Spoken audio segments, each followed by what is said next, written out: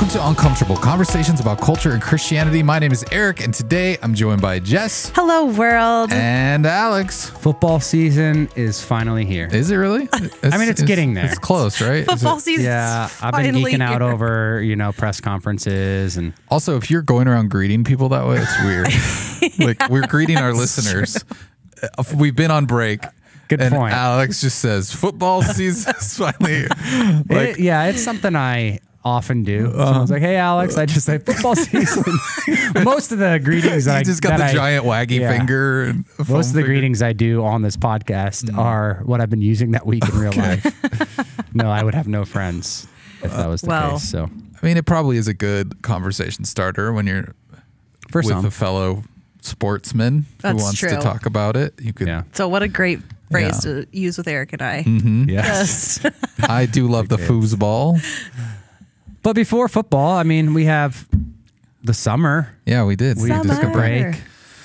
Yeah, it was a nice little break. Nice break. Stretched our legs. Did you? Smelled the fresh air. This has been a weird summer for me because it's been the summer of home improvement where my family, we didn't do any type of vacation at all. Not even like a weekend to, a nearby town or anything like that. It was just a lot of home improvement. It's not done yet either, too. So it's just feels like a weird summer. It feels like I worked more this summer than I have any other summer. So I don't have any. I say that to say I don't have an exciting story to say. Oh, I went on this vacation. We did this thing, or we did this.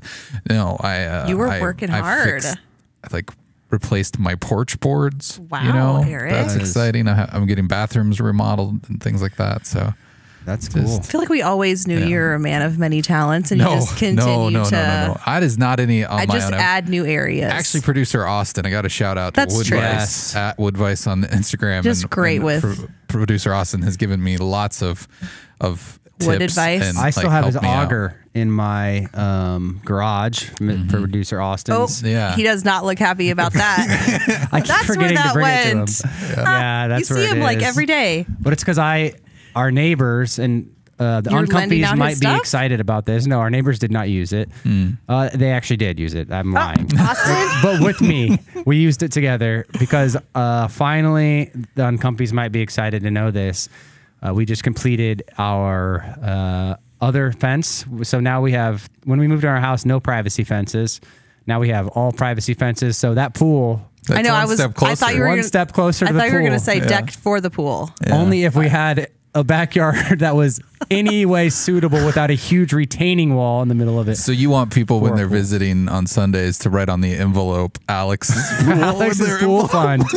Could we start that? Yeah, we'll make sure that our accounting team at the church, they know when they see that it goes right into the Great Commission fund whenever they see that. Please don't do that. Oh yeah.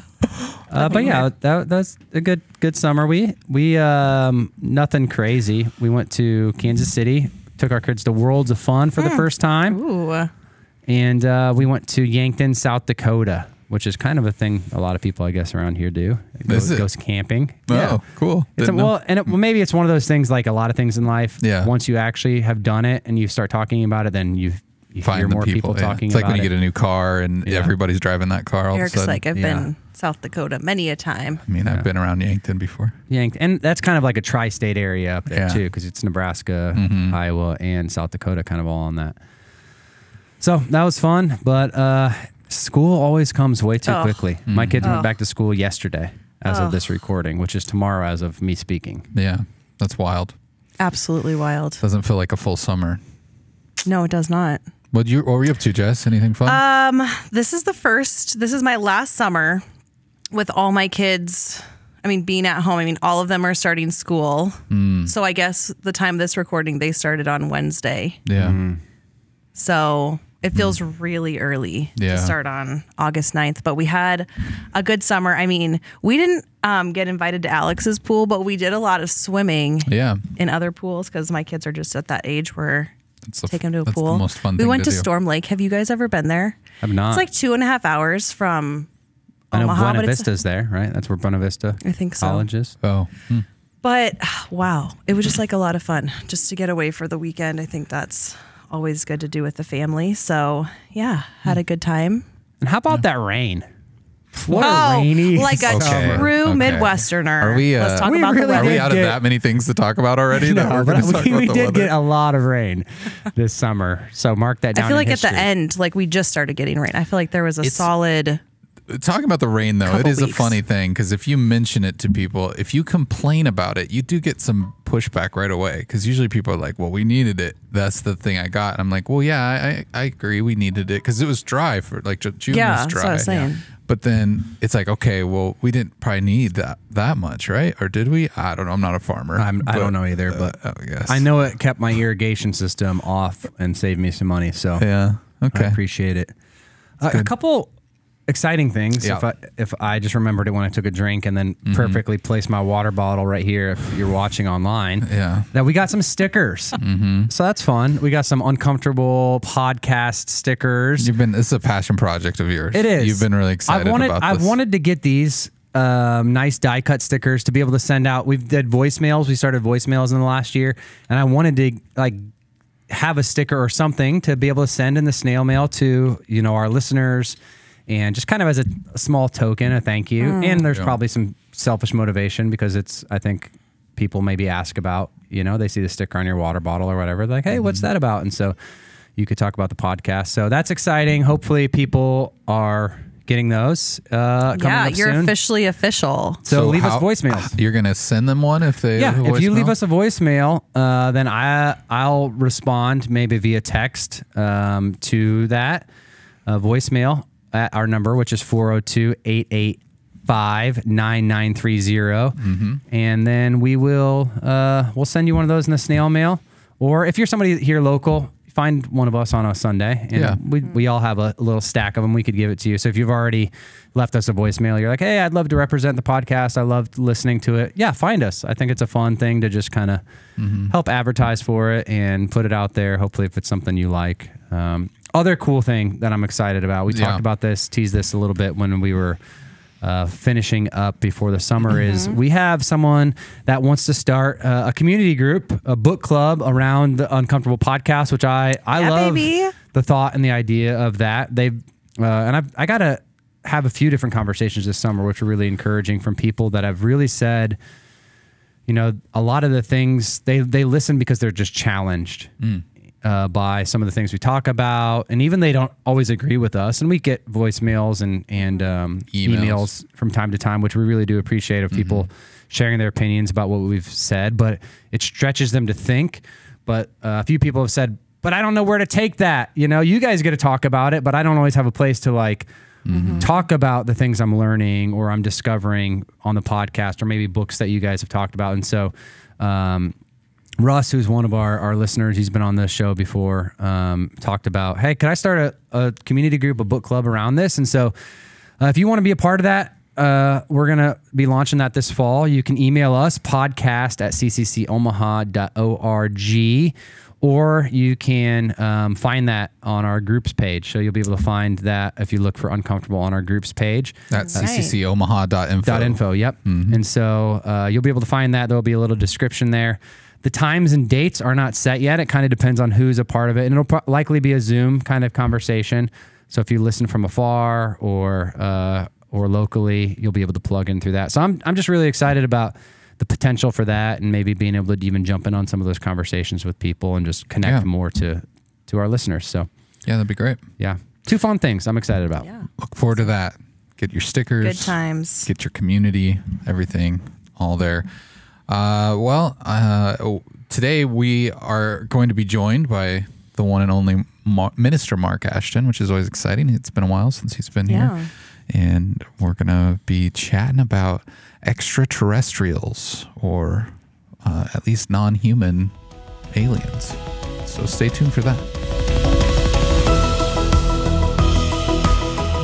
All right, today we're talking about extraterrestrials, or aliens, or unhumans, maybe, or what some are calling them.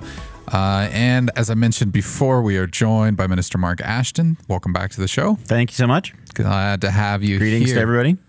So you're going to be bringing some of your insight today. This whole conversation was kind of spurred by the congressional hearing that was on July 26th, 2023.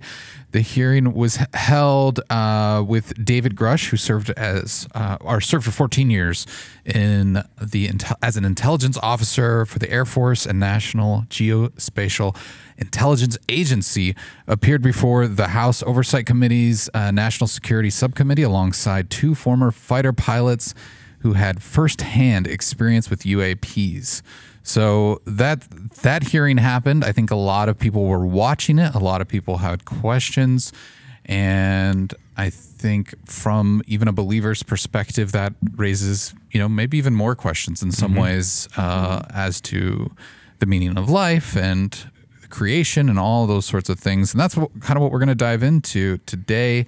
Alex, do you want to maybe explain to people the difference between, they're going to hear terms like UAP, UFO, IFO. Do you want to give us kind of a rundown of what those mean? Yeah. And are they interchangeable? I don't really know. A UAP, I know the words stand for unidentified, anomalous. Anomalous.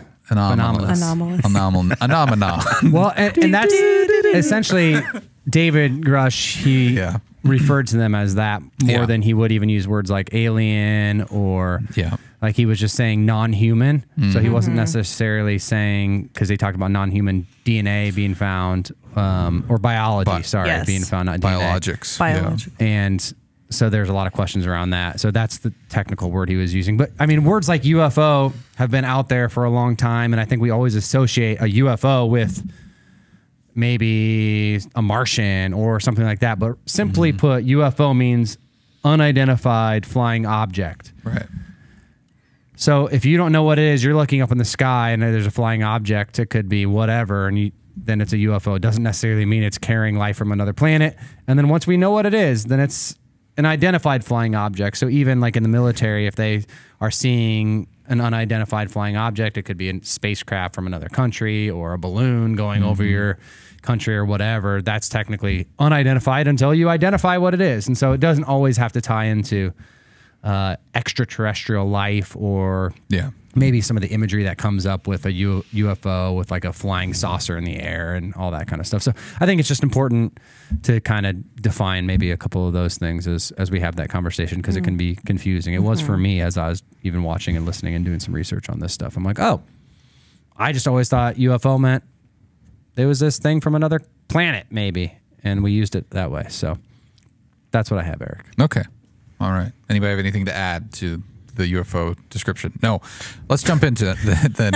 How do Christians reconcile this with their worldview when we're talking about the concept of extraterrestrial life and the belief in God as our creator of all things? It maybe gets a little messy. Mark, that's why we're grateful for you to be here today. How do we reconcile this? Well, I think we have to define the difference between the possibility of alien life and the evidence for alien life that's out there. So theologically, the possibility is probably the more important question. Pragmatically, I think the evidence for it is most important. So first of all, on the possibility of alien life being out there, I think it's entirely possible for God, who's a creative God, infinitely creative, to be able to put life on multiple planets. To think that intelligent life came from anywhere else without the hand of God behind it is not only unchristian, but it's also pretty ridiculous when you take a look at the scientific possibilities of all the factors that have to be in play for life to emerge. It's just infinitesimally small. But for God to be able to create something on another planet, absolutely he could. It's within his mind. It could be, light years and light years away in such a way that, it's a million light years away. We would never discover it that was there. But God's doing a divine experiment here. He's doing a divine experiment there. He has the possibility of doing that. I love C.S. Lewis, and he wrote 3 books that are super fun to read, that are Out of the Silent Planet and Paralandra and That Hideous Strength. And they're all science fiction works that are kind of like Narnia. People are pretty familiar with Narnia, but this is the science fiction version of Narnia, where it postulates, what if there were other beings that are out there, but God's redemptive plan was similar on a different planet? What might that look like? And the postulation of that, I would say, is within orthodoxy. There's not evidence for it, but it's a fun thing to think about. Is it, I mean, do we get into a dicey area when we think maybe that we were like the rough drafts? Like, or something like that. Like, I do think that's dicey. Yeah. I do think that's dicey. Right. Yeah. Or it's like, oh, well, this one he did, but he's like, oh, okay, let's move on and let's make a smarter version of this. Like, it's anything's possible with God. Some people say that, man was the rough draft for woman. Yeah, right. Read Genesis chapter 1, same kind of thing. I think all of that moves into pretty dicey territory that we just have to say, that's in the I don't know world. Yeah. Okay. But I do think that there's Christian in that people that hold the Christian worldview that are maybe fearful of this or would reject any kind of possibility that God would create outside of, the human experience, because I think for a lot of those, especially that maybe are young earthers and things like that, that want to, really lean into Genesis and the creation narrative and things like that, will point towards, they just don't always postulate that the planet is as old as it is, or that the universe is as old as it is, and some of those things. And so for that, it can make, for somebody that has that kind of point of view, the conversations I've had with people, it's more difficult for them to even consider that there could be any life outside of, Earth, any human intelligent life outside of Earth. And so there's definitely disagreement even in, could we entertain this idea or not? And some would say, you entertain that, that's crazy. And so I do think that there's Christians with that worldview, not necessarily mine, but I think it's important to note. And I think, the evidence is the thing that we don't really have at this point, which is kind of what some of this debate's about. So, well, go ahead. I'm kind of on the other side too, where you're saying rough draft, and I'm over here thinking like, okay, I'm trying to reconcile when we hear messages like you are, made in the image of God, and you have this relationship with him, and he intimately knows you and you know him. And so part of me is like, well, why wouldn't you tell me about that? Like, why wouldn't I know? Why wouldn't I have a clue? And why wouldn't the Bible allude to it? But maybe that's just I don't know where necessarily where that's thinking, that thinking is coming from. But part of me is like, hey, I would have liked a little I think part of it goes back to the idea that God has infinite capacity.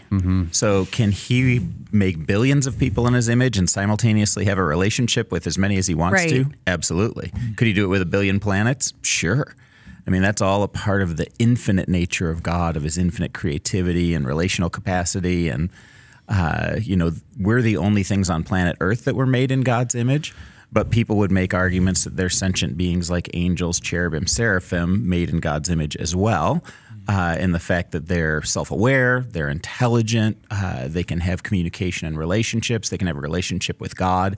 And so the Bible would say that, yes, there are other beings out there that have a similar capacity, but they're in a different realm. Could they be on a different planet? I would say it's possible. Ooh. Yeah. Well, interesting. And I think it just also disrupts people's worldviews in general. I think when these types of things happen, at least from the congressional hearing, we haven't seen actual proof. We've just heard testimony. But I think if we ever got to the point where we started to see things that we weren't able to explain, I think that's where people you go all over. I think my mind's called back to, and I'm blanking on the name of it, but the radio broadcast. I think there might have been some urban legend in that, but the radio broadcast where it disturbed a lot of people because they thought the alien was the War of the Worlds. Yeah. Right. Different things like that. But you hear those things, and it really does disrupt what people believe about themselves, even non-believers to a certain extent, about the world, about who they are and what that means for them. What do you think that is at the core of it? Is it because I would hate to say, oh, well, they don't have a strong faith, or they don't, but why do you think that is so disruptive to the Christian faith in a lot of ways? Yeah, and I would say it would be for some Christians, for a subset of Christians. And I'm not exactly sure why. I would suggest some people just haven't thought about it that deeply. Yeah. They haven't dreamed about things like, alternate worlds or the infinity of God or his creativity. I would guess that some people just love the idea that we are the highest being that's created, which is true on planet Earth. God created us as his co-regents to rule over this planet in his name. And to think that there could be another equivalent out there might be intimidating for people. Yeah. I'm not exactly sure, but yeah, that's probably more like how I feel like as we're like first talking, I'm like, whew, this is like, it's a lot. It's a new way of thinking. And it's kind of like, how much do you put God in a box and how much are you, like you're saying, like thinking about the possibility of other things. If I could go on the evidence side, is that where we're headed next? Because I would give a very different answer on the evidence side of things. And that is that if you take a look in astrophysics and astronomy, the evidence is that there is no life on other planets, that the hostility of the universe is profound. And as we look at things like what are the key factors that would have to take place for any kind of life to exist, not just intelligent life, not highly evolved life, but any kind of life to exist, the most obvious one is it has to be a planet that's the right temperature for water to be in both solid, liquid, and steam forms. And so it's got to be exactly the right temperature, the Goldilocks effect. Can't be too cold, can't be too warm. It's got to be just right. Well, that's one factor they have to look at. And astrophysicists have identified 14 factors that all have to line up perfectly in this little Goldilocks realm to be able to say, oh, it would be possible there. And they've taken a look as far as they can in terms of, I think it's 250 light years away, and they've looked at every star, and they found we can't find one star that's got the right characteristics, let alone one planet that has the right characteristics. And what they're finding is that everything would be frozen, it would be burned up, it would be wrong chemicals, not enough oxygen, all those kinds of factors that would take place that you'd say, there's no way that this could be possible. And as you extrapolate that out into the universe, the chances are so infinitesimally small that even if you divide it by the number of planets in the universe, it's still 1 in trillions that it would be possible that the right conditions would be somewhere else, not only that or not including the idea that life would develop, it would grow, it would become intelligent, it would become sentient, it would become aware of God. So. Well, and the other thing that's interesting about it is just if there was life to exist in the galaxy, or the universe, I guess, not the galaxy, but the universe, the time it would take them to travel here, how would they get here? Why are they here now in this time frame? And I think one of the theories that's been thrown around a lot is interdimensional travel. Like is that probable? And or even to a certain extent, some sort of like a time travel thing. Like if maybe in the year 4000, aliens finally made it to Earth and they had the technology to travel interdimensionally, that maybe they're actually coming back to our time and that's what they're spotting. I mean, all of it is sci-fi at this point, because we really don't know. But it is, that sort of thing that's rooted, though, in different types of theories and truths. Well, I do think there's some good Christian theology that we could throw in if we're talking about interdimensionality at this point. Yeah. Because we know that God created beings in other realms. So we ask the question, okay, what is the realm that angels, demons, cherubim, seraphim exist inside of? We also know biblically that angels and demons have the ability to interact with our realm, but they don't generally show up as three-dimensional beings unless they're being made manifest as human beings or other things like that. And so there's some sense of dimensional coordination that we know is happening in the universe. And so, physicists have postulated, based on the Big Bang Theory and so forth, that our universe actually exists in 10 dimensions. And that 6 of those dimensions are rolled up. And then, of course, you've got length, height, width, and time as the 4 dimensions that we experience. But that there are other dimensions that are out there. And so you imagine, let's say we exist on dimension 1, 2, 3, 4, and an angel exists on, 3, 4, 5, 6. And they're able to have certain interactions with us. Well, they would, when you're talking about dimensionality, the experience on a lower dimension compared to a higher dimension always gives you things that feel like they break the laws of physics on your dimension, but actually can be explained by adding another dimension in.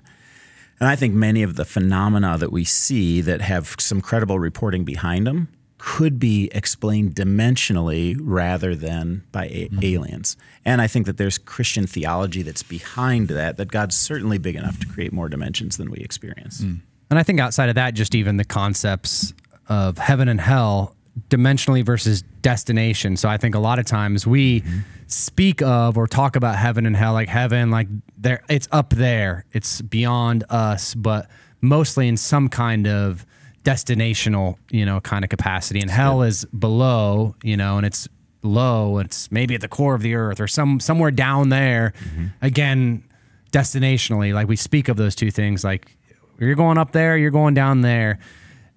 But I think there's probably more evidence towards it being a dimensional like location and place. And so, which just can be mind numbing to continue to think about, like when you talk about people that are dead, or, where do they go, and are they watching? What dimension are they living in now? How is time and space? All of those 4 dimensions that do work here, time, space, are those in play in those other dimensions? So it can become a complicated matter, but I think that idea theologically is for Christians of dimensions existing outside of what we experience is undeniable in some ways. Instead of moving towards and thinking towards it just as a destination, we have to think about dimensionally. Or if nothing less, it should be a less challenging idea for them to wrap their minds around. Okay, but if you think about it, most of us have grown up, even like thinking about extraterrestrials. Like the only kind alien I can think of is E.T. And so the original extraterrestrial.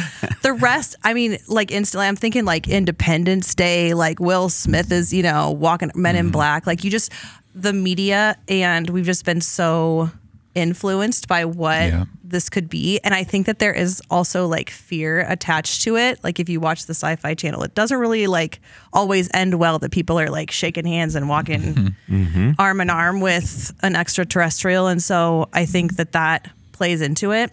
But then also, I think that there's been lots of cults. Like I can't remember the one, but I'm thinking of the one that the Hale-Bopp comet. But what was that? Heaven's Gate. Heaven's Gate. And so I think there's a lot of people that are in cults or things that maybe we wouldn't as Christians say is like, hey, the best thing, that have claimed to have contact with them or they're going to this. So it's like it's hard to reconcile that and their credibility with this as well. And it kind of feels also like you can play in the spiritual warfare part, like how do you discern that kind of thing? I don't know. Here's a super interesting fact I think that goes along with that is that there is a very high correlation between people who experience occult activity and people who say they've had alien encounters. So if you look at it both in terms of reports that are out there when they go and interview the people, so many people who say they have alien encounters have also had occultic experiences. They're into magic, witchcraft, necromancy, voodoo, all kinds of things. And countries that tend to have more of that involvement in their country also have more UFO sightings.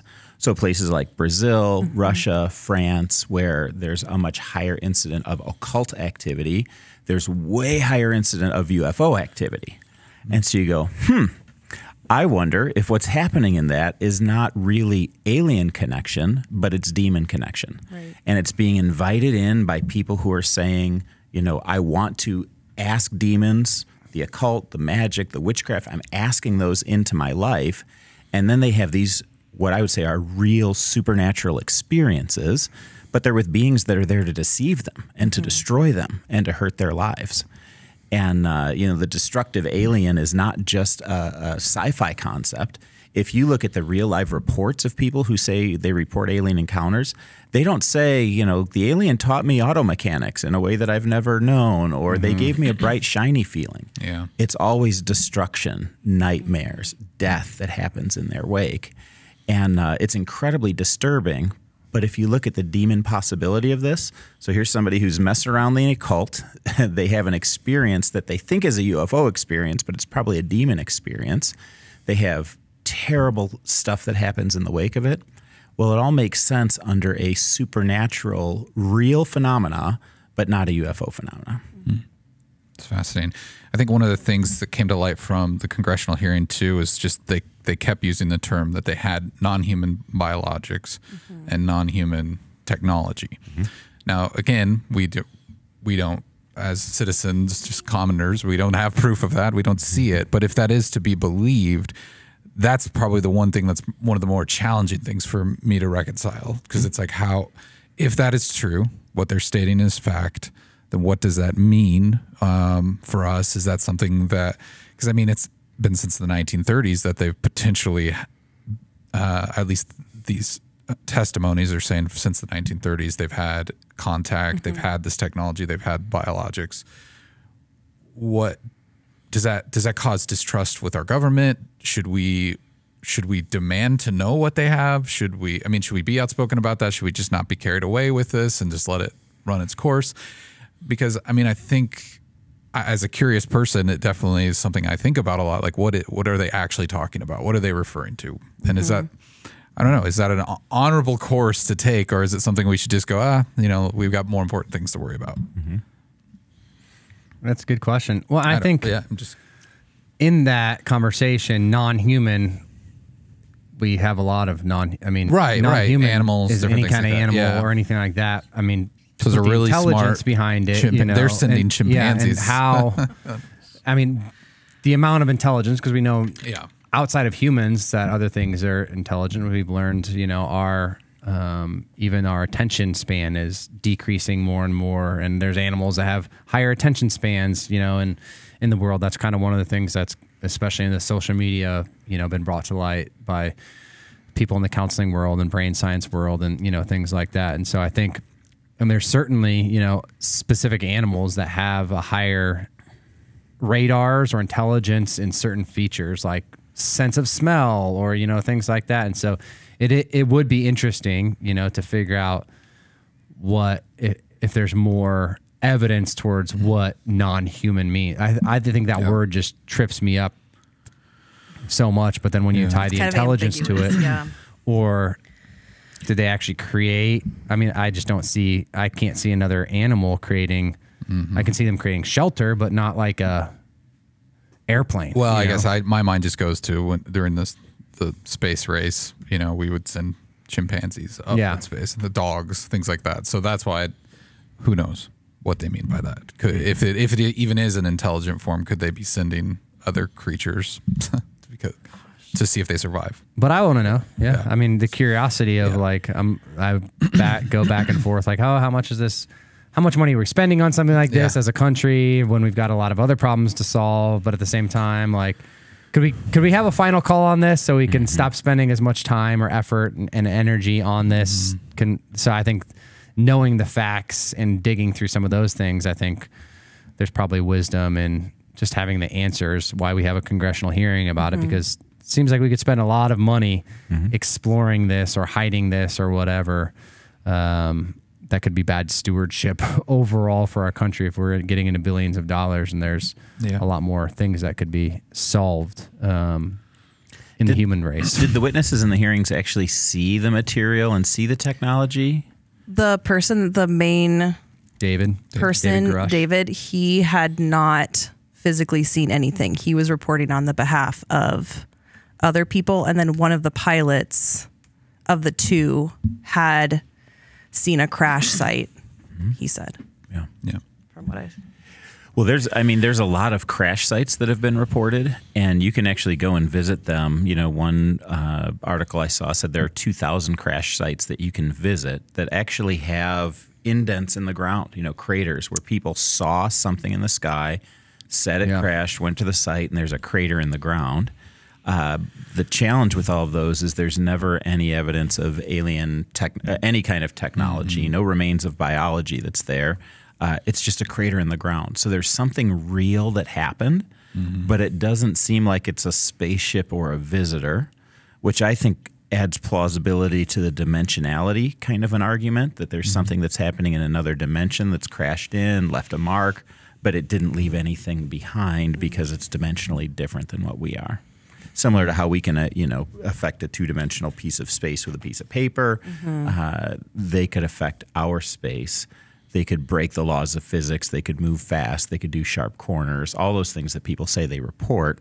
But there's no evidence that there's actually a physical 4-dimensional experience that was here with them. And I think at the end of the day, what makes this so scary is it can create a lot of fear. You know, even like the conversations that we're having, like, wait, are there demonic activity that can crash into our planet and have influence in my life? Like we've talked about that before, you know, on this podcast, and had Dr. Rob Reamer and just other people talk about it, Mark Montaigne, and just about these other realms out there, and to begin to talk about those, especially if that's something that's not ever been a part of your worldview. That's scary, because then it tells us that there's other things that are maybe affecting me, or other things that have the opportunity to affect others that I love and this planet, leaders of this planet. And I think that's where fear can begin to set in inside of a conversation like this. And so a lot of times we want to reject any of the possibility because the fear can happen here. And so when we have this kind of conversation, how do we approach it without letting fear, you know, be the driver of any kind of, even talking about demons or whatever? How does fear not take root in our hearts as we're having this conversation? Because someone might have been introduced to, wait, maybe that was a demon. You're telling me the thing I saw was a demon? Like, that's a scary thought. So how do we not take root of fear?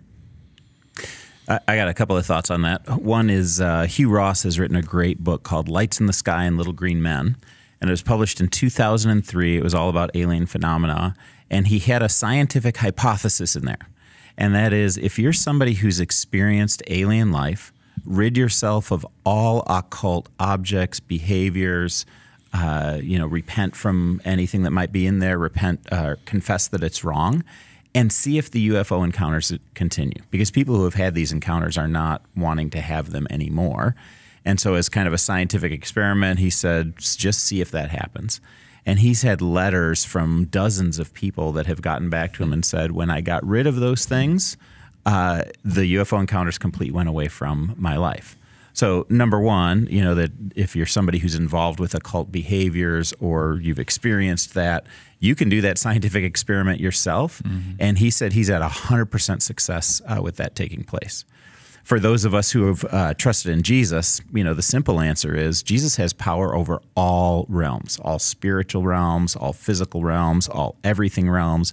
And if you're the child of Jesus, you have power along with him, or his power courses through you in order to be able to give you authority in those realms. And so there's really nothing to be afraid of because he who is within us is greater than he who's in the world. How do we apply that to, you know, when we're sitting watching this congressional hearing and, you know, somebody is saying like, well, I have this proof, but, and a lot of times the people that were testifying said, well, I can show you privately, or I can talk to you about this privately. And I think like, if we think about Area 51, like there are places where it's created this distance where there's something there that I can't know about. And it feels I don't know if it feels political, or it feels like there's also this distance that's created between us normal people, and then we're not important enough to know the information. So even how do we interact with that? Do we still apply the same, like, God, you're in control? And can we see that the same way too? Yep. That's what I'm thinking too. I'm like, I can apply that in that way. And when I hear this information that I know I'm not going to get all the information, and that can also create fear too. Yeah, my skepticism always goes pretty high when people will say, hey, I've got all kinds of evidence, but I can't talk about it. And we'll do it behind closed doors.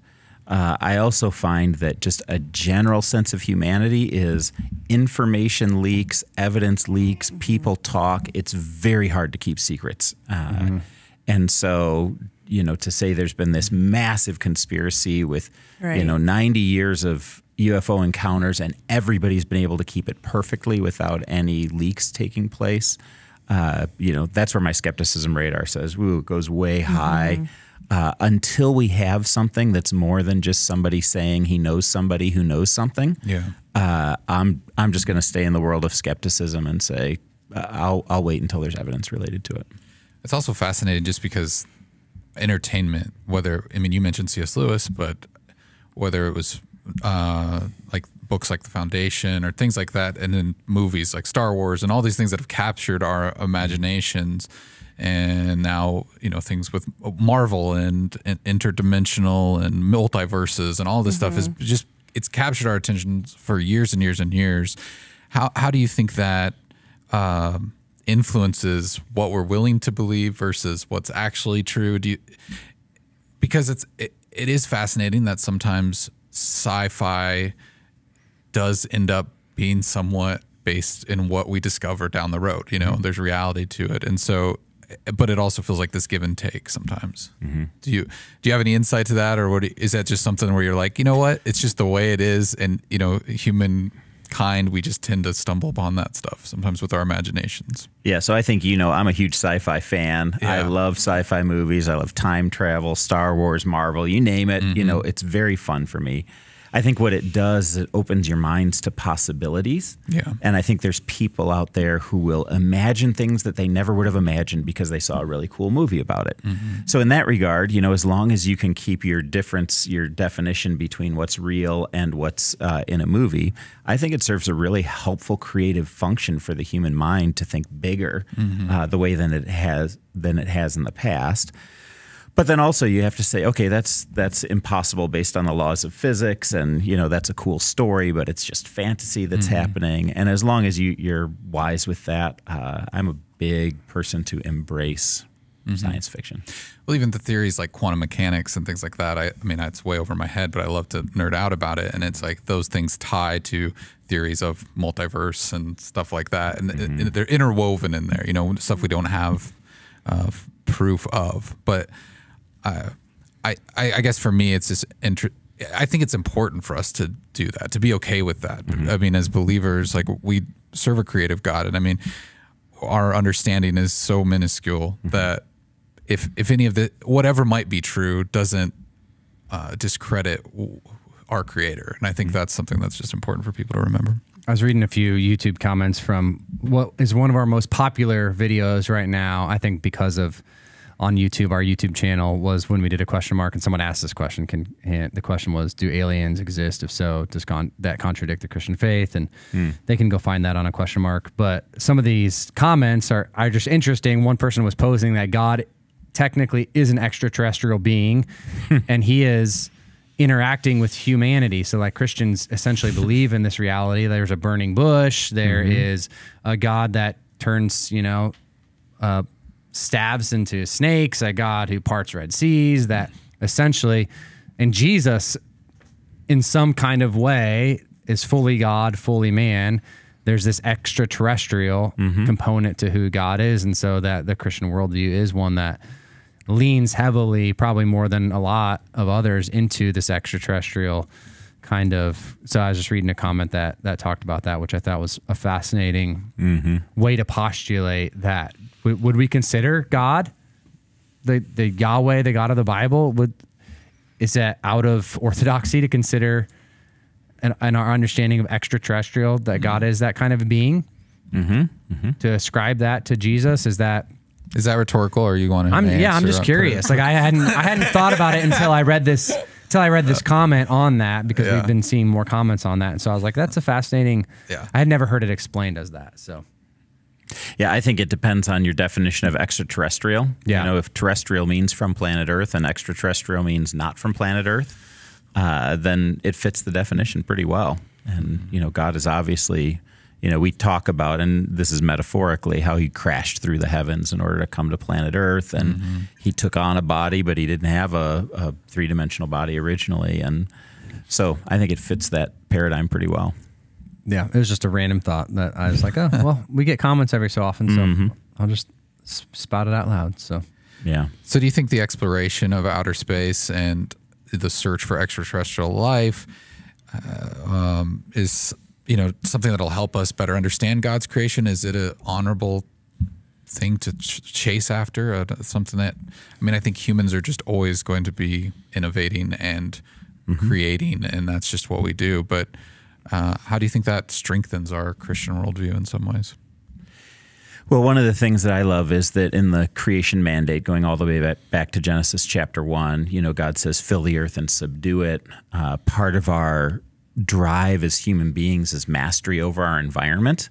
And as time goes by, we realize just how big our environment is, and being able to explore new realms, whether that's, you know, on a micro level or on an astronomical level, is part of what it means to be human and part of what God created us to do. So I'm very pro space exploration, discovery, science, figuring out how to become masters over the universe and control the things that can be controlled by human beings. Those are all, I think, a part of God's mandate for us. And I love the idea. Yeah, great. I mean, at the end of the day, like a conversation like this, where do we anchor ourselves in this? Because there's so many different, you know, rabbit trails we could follow down, and is it true, is it not true? But like, as Christians, as disciples, people following Jesus, trying to follow and become more like Jesus, how do we just anchor ourselves in this without going too deep in, with exploring some of it, and it actually maybe strengthens our faith? Or how do we land, I guess? I don't want to say the plane, the spaceship, the UFO, on this conversation. It's an uncomfortable UFO. Yeah, it is an uncomfortable UFO. Yes, it is. How do we land this? What do we anchor to as we leave this conversation? Keep exploring it, or does it depend on person to person? What would you say, Mark? Well, for me, I would say it always starts in a biblical worldview. So it's the character and nature of God. It's his creativity. It's his immense, you know, power to be able to design things. It's humility that God knows and I don't. And there's all kinds of realms that God knows and, you know, I'm not a part of. But it's also using the mind that God has given us in order to be able to sort through evidence to move towards truth. You guys know that I really believe that the book of creation and the book of the Bible are always going to agree with each other. But sometimes in our brains, we have to figure out how we're going to make those two things fit together as new evidence emerges. And I think we need to be open to new evidence that's out there in the created world about everything that might be there, and then ask, how does that match with what we know is in a biblical worldview? And I think that we have a huge advantage over, you know, much of the rest of the world that's beginning with, say, an atheistic or materialistic worldview, in that they don't have the options of, you know, extra-dimensional beings like we talked about earlier here today that come into their worldview. They're naturally skeptical about those things. And so we're able, with our biblical worldview, to be able to come up with answers that the rest of the world might not come up with, that actually are higher plausibility, that fit the evidence for the way the world is designed. That's good. Yeah. Any other landing thoughts? Part of me is also thinking, like, there's a level of being self-aware in this whole mix where it's like, if you know that you're somebody that's maybe pulled a little into this way and it's going to go into maybe a dangerous, quote unquote, dangerous space, or something that's that you know affects your faith, or it's something that, I don't know. I think there's nothing wrong with, first of all, asking for help, but kind of knowing like where are your limitations with this, and being careful, because it's like, for us, this might not be a stumbling block and we can easily, you know, put a pause on this. It's like, for somebody else, it can be really detrimental. So I think being self-aware. Yeah, I think that's good, because I think, like many other things in life, this can become an escape from reality, you know? And so whether it's chasing down these rabbit trails because it doesn't make me actually have to deal with the life that's in front of me, that doesn't make me have to deal with like the actual conflict that's in front of me. I think there is good in the sci-fi of being able to pull us away from those things, because our brain does need to rest and launch into creative spaces and white spaces. But at the same time, if traveling down this trail leads us towards, hey, it's just an escape from reality, escape from my pain, and escape from my own family, from my own discipleship, then anything, you know, I would caution anything that's just getting us to escape the world and the reality and the suffering, the pain, the joys that are in front of us. And there are people that I would say have taken this, you know, too far and become obsessed with it, like so many other things. So not just picking on this, that would just be like if this is overtaking your life in some kind of ways and other people are noticing it, okay, and they're talking to you about noticing that, maybe that's, and I doubt there's a lot of people listening to our podcast that are in that boat. But if you are, you stumble across it, it might be good to get some sound advice or to figure out if I need to take one step back into the reality and the realms that I can see.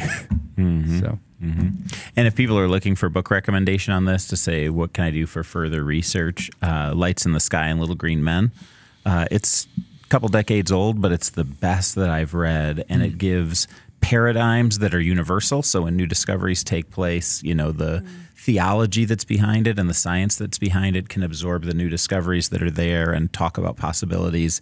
There's an astrophysicist and a cult specialist and a former government employee that were the three that wrote that. And it's super well written. Yeah. I'd also just encourage people, if anything we said today feels like it maybe challenges the mystery of God for you, and you're like, well, I don't agree with that. I think that's okay. Like, I think if you want to believe that God created aliens and they're out there and we're going to find them, like, I think that's okay. Like, as long as you can rectify that with your Christian worldview, like Mark said, I think it's important. So don't take anything that we said as, detrimental or in stone. This is the only way that you can view God's creation, because I think he created us to be imaginative and have those thoughts. So lean into it and maybe pray about it, if nothing else. There you go. Yeah. Mark, thanks for your time. Appreciate it. As always, it's good to have you on here. Your insight is invaluable to us and hopefully to our listeners as well. Thank you. So if you have any questions or you've maybe spotted some aliens yourself, we'd love to hear about it. Send us an email to podcast@cccomaha.org, or you can leave us a voicemail at 402-885-9930. But until next time, we'll talk to you then. Nanu.